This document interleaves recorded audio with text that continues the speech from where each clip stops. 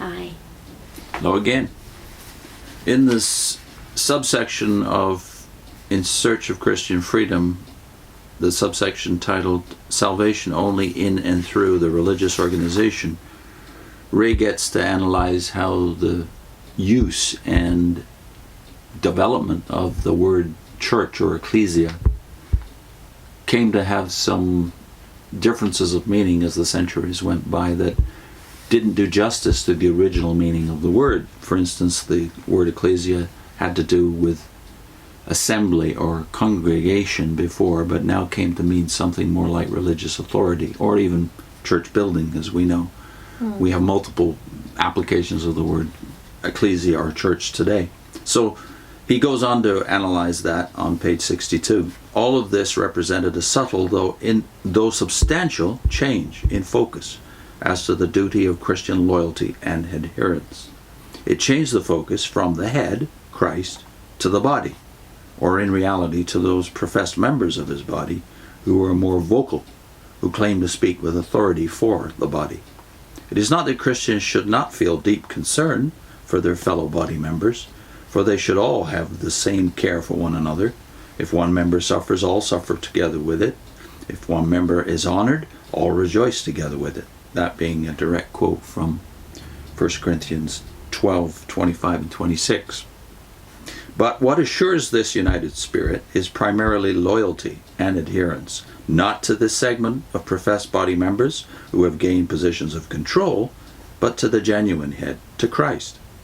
Where that proper loyalty and adherence is strong, the Christian will never fail in showing care for his fellow body members.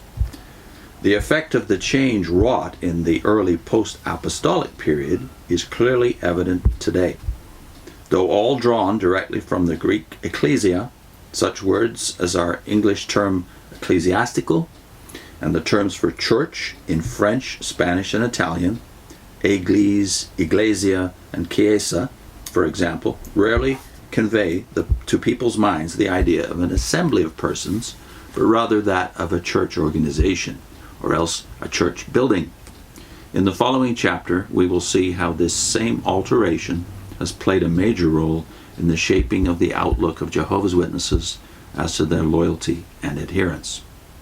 New subheading, an international organizational headquarters. Despite the periodic councils held, there still existed no one central direction over the Christian congregations, no international governing body exercising authoritative control over all Christians in all places. But it eventually came. The same motivation that had earlier led to a monarchical arrangement in the congregation, with one member of the body of elders becoming the sole overseer or bishop, someone around whom the congregation could unite as a visible center of unity, and which later led to the holding of synods or councils for a particular area, now pressed on towards a visible center for the whole church on an international basis. The councils of overseers initially exercised influence only over a particular area, province, or region. However, with the holding of the Council of Nicea, 325 AD, a universal, all-embracing aspect began to appear. The emphasis on human authority that had first begun as something intra-congregational and therefore was intercongregational. Thereafter was intercongregational. Okay. Ultimately became international. The Nicene Council was convoked by the unbaptized Roman Emperor Constantine, principally to produce a unified position among Christian bishops, overseers, with regard to the relationship between Christ and God, arguments over which were sharply dividing many.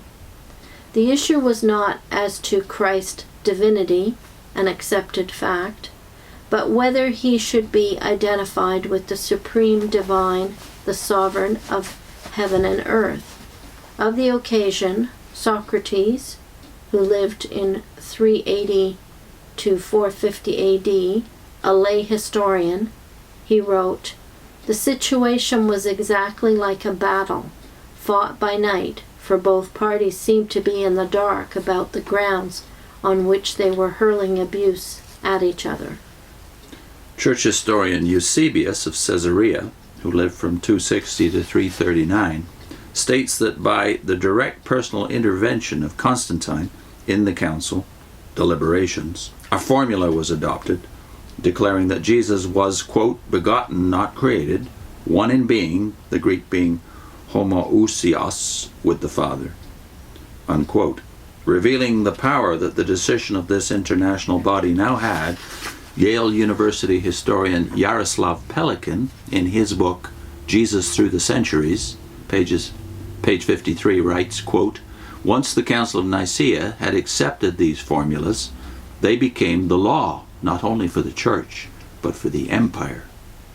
According to Socrates' this is ecclesiastical history, this, by the way, is the same Socrates just mentioned, not the famous philosopher. According to Socrates' ecclesiastical history, the Church of Alexandria, Constantine, wrote that the fearful enormity of the blasphemies which some were shamelessly uttering concerning the mighty Savior, our life and hope, unquote, had now been condemned and suppressed. And then back to the quote, for that which has commended itself to the judgment of 300 bishops cannot be other than the doctrine of God. It says something about the mindset that had developed among professed Christians, that they would accept and believe this. Believe that simply because a large number of religious leaders voted as a governing body in favor of a certain position, this assured its being right, made it in fact the doctrine of God. Yet the same mindset prevails today, even with less impressive numbers involved. The centralization process led in time to the formation of a Catholic, meaning universal, church, and the formation of a central church government. The process was helped along by the political power of the Roman Empire. It took a few centuries, but the constant insistence that unity of belief and harmony of action made imperative each progressive increase of human authority eventually produced the final result: direction and control of congregations internationally from a centralized authority. It also opened up an ever-increasing number of positions of prominence, as each successive step in the development produced additional areas and levels of authority, ultimately a hierarchy. Well, I think we have to say that Ray's point of view on this is conditioned by his background, because he seems to view it as pretty much negative, all of these developments. Yes. Whereas I think you have to cut Ray a lot of slack here, because of course his experience had been in the area of religious authority very negative. But he had had no internal experience of these institutions that he's critiquing here.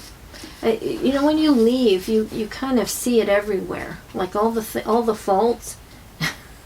I mean, I used to want to watch movies on certain themes, and I would see newspaper articles, and everything seemed to be about abuse of authority. About what I had experienced. And I think over a passage of time, I got a little more balance there.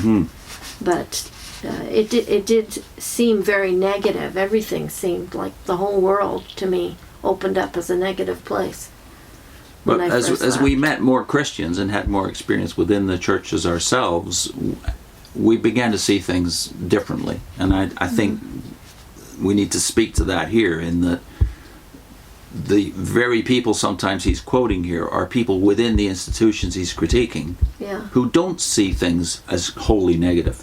And I think when our big change in this direction, besides our own personal reading of early church history, etc., was a lecture series we participated in and had some amount of influence in organizing back in the late 1990s, before Max was born.